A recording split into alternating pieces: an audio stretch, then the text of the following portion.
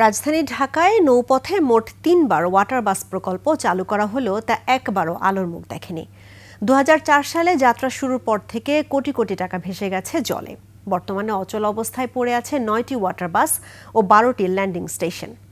৩৭ কোটি টাকা লোকসান দেখিয়ে সার্ভিস বন্ধ করে দিয়েছে বিআইডব্লিউটিসি। যানজট নিরসনের নেওয়া এই প্রকল্প কেন ভেস্তে গেল?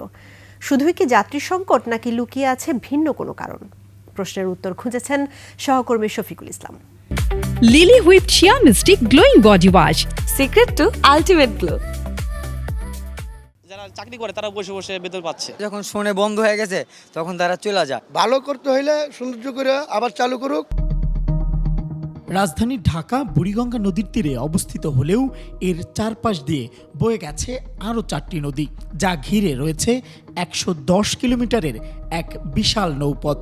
বিশ্বের উন্নত শহরগুলো গড়ে উঠেছে সড়ক, নৌ ও রেলপথের সমন্বয়ে, কিন্তু ঢাকার পুরো নৌপথ তো দূরের কথা, দফায় দফায় চেষ্টা করে সদরঘাট, গাবতলী, টঙ্গী, নারায়ণগঞ্জ পথ ও শেষে বুড়িগঙ্গায় পারাপারেও ব্যর্থ যাত্রীবাহী ওয়াটার বাস সার্ভিস। ৩বার চালু হওয়া ওয়াটার বাসের খোঁজ নিতে গিয়ে দেখা যায় বাদামতলী রকেটঘাট এলাকায় ১২টি ওয়াটার বাসের মধ্যে ৬টি পরিত্যক্ত অবস্থায় পড়ে আছে। অযত্ন অবহেলায় মরিচা ধরেছে নৌযানগুলোর গায়ে, উঠে গেছে রং, চুরি হয়ে গেছে জানালার কাচ। অচল এসব নৌযান এখন ব্যবহৃত হচ্ছে অস্থায়ী বাসস্থান হিসেবে। এটা যাইতে হলো গাবতলী পর্যন্ত, তো ওই দিক দিয়ে একটা ঘাট ছিল, ওই ঘাটটা এখন বন্ধ হয়ে গেল। তারপরে এই ওয়াটার বাস কিনে এখানে আস্তে আস্তে রাখা শুরু হলো।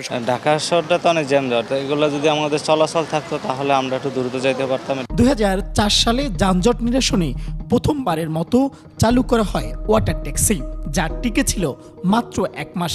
সে সময় বৃত্তাকার নৌপথ প্রকল্পের প্রথম ২ ধাপে ব্যয় হয় প্রায় ১০০ কোটি টাকা। এরপর ২০১০ সালের আগস্টে দ্বিতীয় উদ্যোগ নেওয়া হয়, যা টিকেছিল ১১ মাস। সর্বশেষ ২০১৩ সালের ৪ জুলাই ওয়াটার বাস নামে তৃতীয়বার নতুন আঙ্গিকে যাত্রা শুরু করে প্রকল্পটি। একে একে বহরে যোগ হয় ১২টি ওয়াটার বাস, যা তৈরিতে খরচ হয় প্রায় ১০ কোটি টাকা। এগুলো চালাতে বিভিন্ন রুটে স্থাপন করা হয় ১২টি ল্যান্ডিং স্টেশন। অনেক আগে ওয়াটার বাস চলতো, এখন চলে না, এখন ঘাটে এমবি পড়ে রয়েছে। বাসে অনেক সময় লাগে যাইতে, অনেক দেরি হয়। মিরপুর থেকে সদরঘাট থেকে বিশাল অনেক সময় লাগে, কিন্তু এই ওয়াটার বাস চললে অনেক সুবিধা হতো। শুরুতে এসব ওয়াটার বাসে যাত্রী চাপ থাকলেও আস্তে আস্তে তা কমে আসে। অনুসন্ধানে জানা গেছে সময় অনুযায়ী ওয়াটার বাসগুলো চালাতে ব্যর্থ হয়েছিল কর্তৃপক্ষ। পাশাপাশি বাধা হয়ে দাঁড়িয়েছিল নৌযান মালিকদের স্থানীয় সিন্ডিকেট। এছাড়াও অভিযোগ আছে ইঞ্জিনে খরচ হতো বাড়তি জ্বালানি তেল, যার সত্যতা পাওয়া গেল বিআইডব্লিউটিসির এই কর্মকর্তার কথায়ও। ওয়াটার বাসগুলো প্রথম দিকে খুব স্পিডে চলাচল করতো, তখন কিন্তু ওই সমস্ত লোকরা আমাদের এইটা বাধা দিত। এটা ইউরোপিয়ান ইঞ্জিন এবং কোয়ালিটি ইঞ্জিন ছিল, সেই কারণে একটু তুলনামূলক তেল খরচ বেশি ছিল। ৩৭ কোটি টাকা লোকসান হওয়ায় ২০২০ সালে ওয়াটার বাস সার্ভিস পুরোপুরি বন্ধ করে দেয় বিআইডব্লিউটিসি। বর্তমানে ৯টি পরিত্যক্ত ওয়াটার বাস বিক্রি করতে চায় তারা। বাকি 3টি বেসরকারি তত্ত্বাবধানে চলছে আরিচা ঘাটে।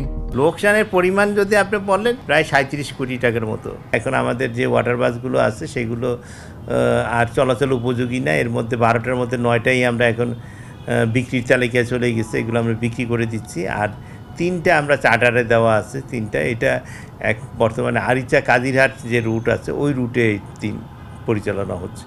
বিশেষজ্ঞদের মতে রাজধানীর যানজট কমাতে সড়ক, নৌ ও রেলপথকে একসঙ্গে কাজে লাগানোর বিকল্প নেই। এই জায়গায় যে পরিমাণ লোক থাকার কথা তার চেয়ে অনেক বেশি লোক আছে।